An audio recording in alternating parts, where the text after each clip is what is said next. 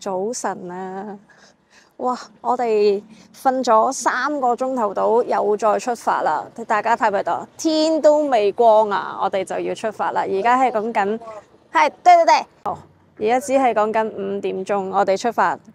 因為我哋今日第一個目的地就係要去老君山。老君山真係有啲遠嘅，起碼要2個半鐘頭到啦。因為我哋咁早咧就唔使3個鐘車程嘅。司機已經嚟接我哋啦。老君山好靚噶，本來一心上車諗住可以瞓一陣，點知上到高速嘅時候，原來冇街燈噶，要開車頭燈先至會睇到路。再行遠少少，非常之大霧，係完全睇唔到路，幾時轉彎都唔知。坐咗大約2個鐘，司機就停車俾我哋去個洗手間，順便俾呢個祈福牌俾我哋，寫低願望，上到老君山可以綁起佢。然後再開車坐多30分鐘左右就已經到咗老君山啦。但係我哋太高估自己啦，我哋凍到手都震埋。好彩買門票隔離有間店鋪可以租借外套，30蚊一件，落山之後還返俾佢就得啦。另外有個小錦囊可以同大家分享下，我哋揸住回鄉證嘅唔可以喺網上買定飛，亦都唔可以喺自助機買飛，必須要喺老君山售票處人工買飛。另外溫馨提示，外國人係唔能夠入老君山㗎。喺售票處買咗入場之後，就要行去雲景索道買埋索道門票啦。我哋一早8點鐘未到就可以正式上纜車啦。因為唔多人排隊，所以可以俾我哋2個坐一架纜車。如果平時嘅話，係要同人哋一齊坐㗎。咁我哋而家呢，就上第1條索道，上山啦！我哋一路睇風景，一路講下呢度嘅玩法先啦。如果你好似我哋咁包車入去嘅話呢，就可以唔需要搭佢哋嘅觀光車。觀光車車程大約10分鐘，往返價錢係40蚊，係會由檢票處車到你去1級索道。正正就係我哋而家坐緊嘅雲景索道啦。咁往返就130蚊，索道時間大約10分鐘。上完第1條索道，大家可以喺個平台影下相，睇下風景先。因為喺呢度已經見到雲海㗎啦。如果大家唔想搭第2條索道呢，可以喺中天門行上去嘅。咁行呢度上去金殿啦，就大約個半鐘頭。咁可以望到條樓梯呢，都係幾長同幾直㗎。我哋就想爭取時間，快啲上金殿，唔好咁多人。咁所以呢，我哋都照搭埋第2條索道。第2條索道就比較短啲，時間就只有10分鐘就可以到達啦。往返價錢就80蚊。上晒2條索道就可以正式進入十里畫屏㗎啦。哇！第2條索道都上埋嚟啦，超靚啊！我哋呢度索道上嚟啦。蔡生就已經話呢一個山就已經好靚啦，呢一個啫喎，呢一個。但係我哋望遠啲，後邊已經係一片嘅雲海啦，同埋啲山。呢度已經係一小部分嚟嘅啫。十里畫屏就係圍繞住山腰，係突出嚟呢啲平路，所以係唔辛苦㗎。我哋經由仙境隧道就過去睇十里畫屏啦。有幾仙境呢？其實純粹係一個隧道，係冇咩特別嘅一個隧道。而家呢係早上8點3左右，趁啲人喺度影相呢，我哋就行先啦。咁我哋就係咁樣沿路一路行噶啦，全部都係啲山，沿住個山腰去行。咁大約呢十里畫屏就行個半鐘至2個鐘啦。咁就睇下大家多唔多停低影相睇景啊。喂，蔡生做咩？蔡生你好，我哋一路沿住山路一路行嗱。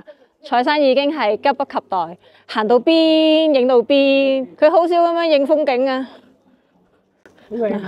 真係好靚啊！正所謂一步一景。行到邊個風景都係好靚，同埋真心今日真係非常感恩。琴日係有雨大霧，搭車嚟都係好大霧，我好擔心咩都影唔到俾大家睇，我亦都咩都睇唔到。但係呢度咧係睇到晒所有啊，雖然有啲影啊唔係幾好睇，都可以睇到係啦。一路我哋已經喺呢度啦，我哋搭完個纜車啦，然後就經過呢個十里畫坪行到過嚟，然後就到金殿。5個殿就係喺呢度，個殿亦都係搭翻纜車落翻山。呢個就係一線天啊！蔡生，你係應該過唔到去㗎嘛？過到啦！隔離呢度咧就係一線天啦，影下相 OK 嘅，攝到過去就攝啦。如果唔係肥少少都過唔到啦。咁我哋十里畫坪呢度正式開始。哇，好靚啊！我哋頭先就係喺呢度落嚟㗎啦，啱啱落嚟就係屬於一個熱身啊，就行過嚟啦。哦，呢一個就係危險區，可以咁樣玩嘅，但係呢度索道咧就係所謂嘅路啦，係要另外俾錢去先至可以行㗎。嗱，就係呢個要額外俾錢㗎，80蚊一個人，有教練陪你嘅。嗱，就係行呢啲咁樣嘅竹木，呢條嘅竹木過去，行咁樣過去。見唔見到中間有條白色繩啊？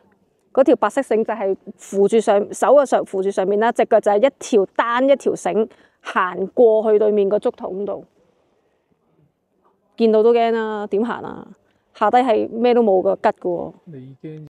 我哋唔行啦，我哋就行安全嘅。不過呢個咧雖然係圍繞一個小山啦，但係都真係會腳震呀。就咁得啲竹木咋，大佬。我哋行翻呢啲路好啦，嗱一路行其實幾長㗎都，所以真係要行1.5至2個鐘㗎。佢唔係全部都係平路㗎，都會有啲樓梯上上落落，所以俾錢搭2條索道係應該嘅，可以留翻啲力。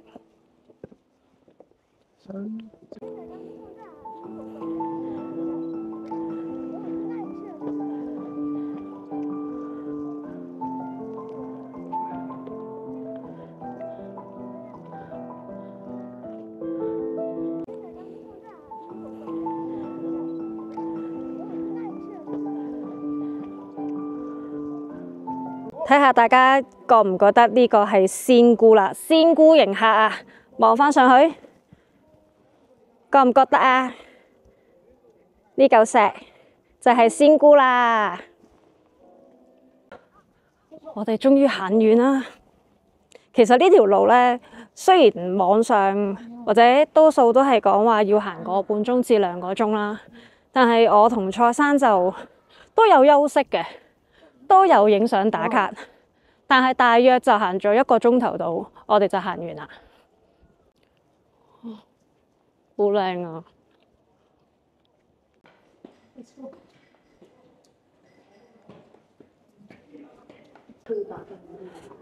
蔡生，我嚟到啦，我又好滾動啦，金殿啊！我哋喺金殿望返轉頭呢一度，另外一個殿就係道德府。一陣間先去，我哋去咗金殿先。而金殿就係叫做五母金殿，所以都會見到寫住母儀天下。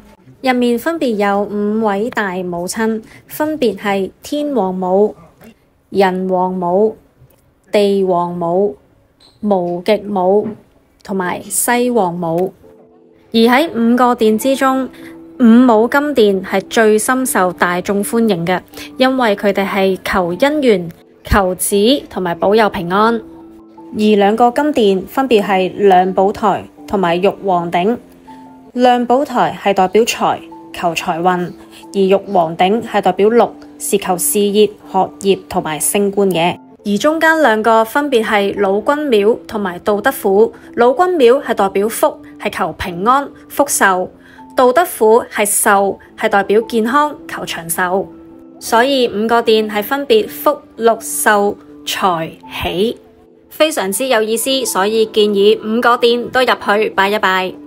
而幸運地，我哋都見到孫悟空可以同我哋合照。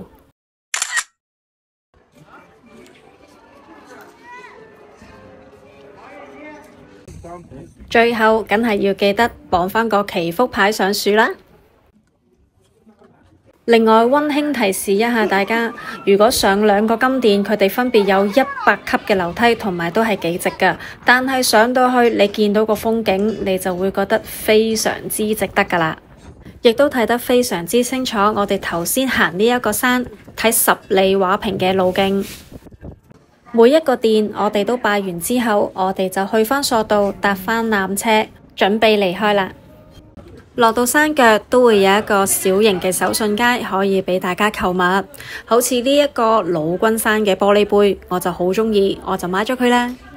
亦都有好幾款寫住老君山嘅酒樽，入邊係白酒嚟㗎。如果肚餓嘅話，亦都可以喺呢度食埋嘢先至搭車出去。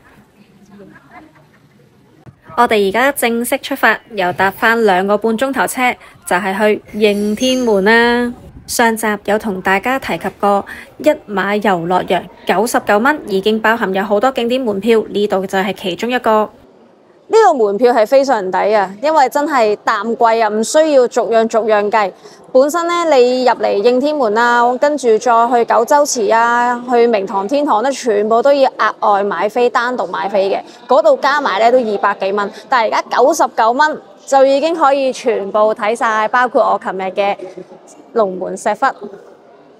喺地下呢一層有東西遺址廳，兩邊廳個地方都唔係好大，可以好快睇晒。龍門翠帶梅香對，沂水黃金線一條。打開燈之後，一部分嘅遺址非常清晰，有3條路線，中間條路就係皇帝行嘅，而左右兩邊就係徐家文臣行嘅。我哋而家穿過應天門，就去睇明堂天堂啦。喺對面就係明堂天堂。夜晚開燈嘅時候呢，有啲燈光係更加靚㗎。呢度就睇得好清楚啦。矮啲嘅明堂，高啲嘅就係天堂。咁基本上中間呢個位置呢，係會有表演嘅，每一日都會有唔同嘅表演，都會喺呢一度去進行。而室內都會有啲環節係可以同大家觀眾一齊有互動，好似而家就係武則天出場啦。父皇萬歲萬歲萬歲！眾卿免禮平身。謝陛下。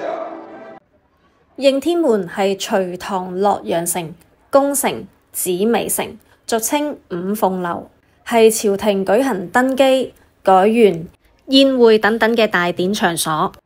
當年女皇帝武則天都係喺呢度登基稱帝㗎。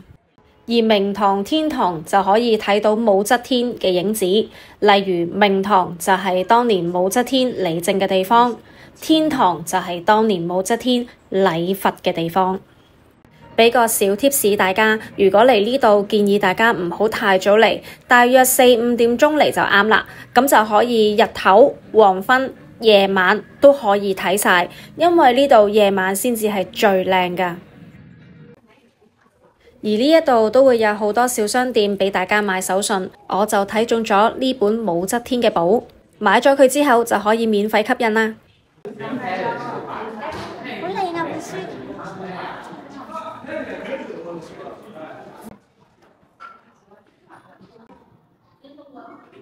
哦，就係咁啦。點啊？靚啊！如果大家有時間，都非常之建議大家租漢服嚟玩下影相。我同蔡生都租咗漢服嚟玩，我就睇中咗呢間嘅婚服，一於就喺呢度影一輯偽婚紗相啦。店鋪非常之好揾，就喺應天門隔離，叫做如熙漢服。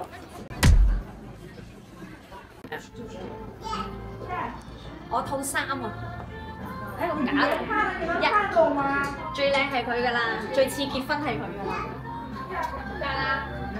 喺度租漢服，價錢就豐儉由人啦，就睇下你揀啲乜嘢衫啦。最平嘅199蚊就已經有，而我嘅婚服最貴就都係499蚊。咁包化妝、包 set 頭，當然攝影師就另外俾錢啦。揾攝影師拍攝，價錢大約299蚊，時間大約1小時，可以選擇30張原裝相片，另外包6張修輯過嘅相片。我人生第一次化到咁，完全唔明白點解要化到咁白，我都係第一次化到自己咁白㗎。化完妝就要開始 set 頭啦，其實成個過程大約都要個半鐘頭㗎。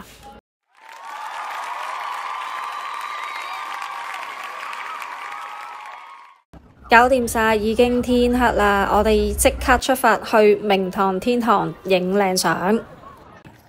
我哋就係請咗攝影師幫我哋影呢一輯相，就喺明堂天堂嘅位置去影呢一輯婚紗相。哇！上到嚟有好多人嚟影相，包括我哋都係換晒衫，好有誠意過嚟影呢輯相。呢個就係明堂，佢個龍椅啊！哇！我轉頭再入嚟，轉頭入嚟睇啊！啊，超靚！係轉頭先睇，我哋影完輯相先，我哋就揾咗啲有利位置影咗先。離遠見到明堂係咪好靚啊？親眼可以咁近距離睇到。超級靚！好，攝影師好似睇嚟啱呢個位喎。除咗我哋嘅攝影師，其他嘅攝影師都係一樣，都會教大家擺 pose， 亦都會去唔同嘅地方實景拍攝。俾幾張相大家睇下效果啦。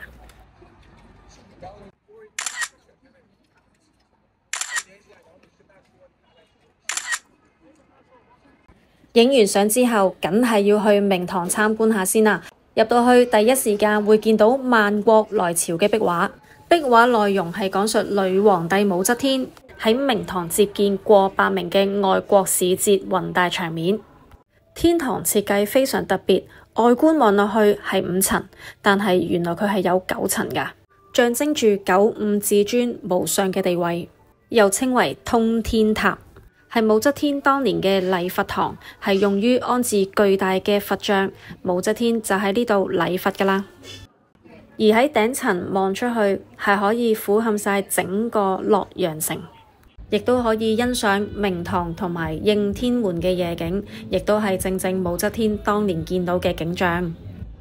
呢度就係明堂啦，即係萬象神宮，裡面金碧輝煌，亦都係當年武則天理政嘅地方。所有大型慶典都會喺呢度舉行。如果你都想親自感受龍椅嘅感覺，你就可以俾50蚊，可以影一張相。而我哋着住嘅係婚服，所以就算俾錢都不能進入。我唯有喺出邊遠望啦。另外，應天門每晚8點半都會有燈光 show， 大家可以捉緊時間欣賞。